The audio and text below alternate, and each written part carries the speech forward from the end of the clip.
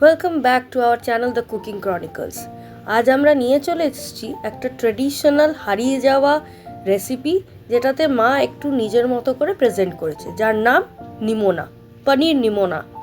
তো প্রথমে কি করতে হবে, আমরা কড়াইশুঁটি, আদা আর কাঁচা লঙ্কা বেটে নিলাম একসাথে।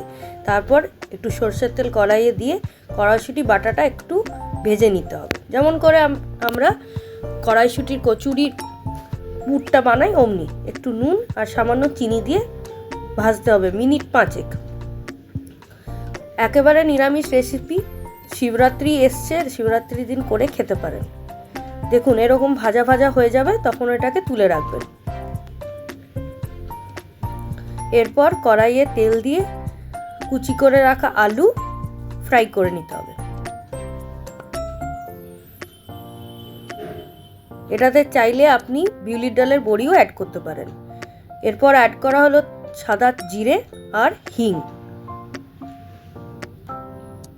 টমেটো কুচি, ভালো করে টমেটোটা ফ্রাই করে নিতে হবে। হলুদ গুঁড়ো, লঙ্কা গুঁড়ো,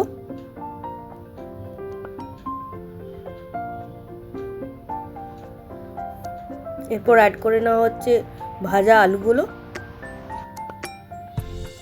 পনিরের টুকরো,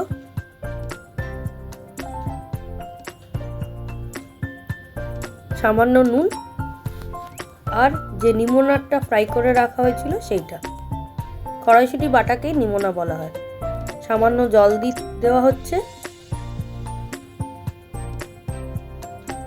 ভালো করে স্টার করে নিতে হবে। পরিমাণ মতো জল দেবেন, একটু মাখামাখাই হবে।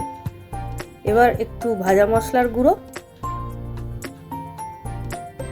আর গরম মশলার গুঁড়ো, ব্যাস, নিমোনা ইজ রেডি। আপনারা রুটি, পরোটা যার সাথে ইচ্ছে সার্ভ করতে পারেন। Please like and subscribe.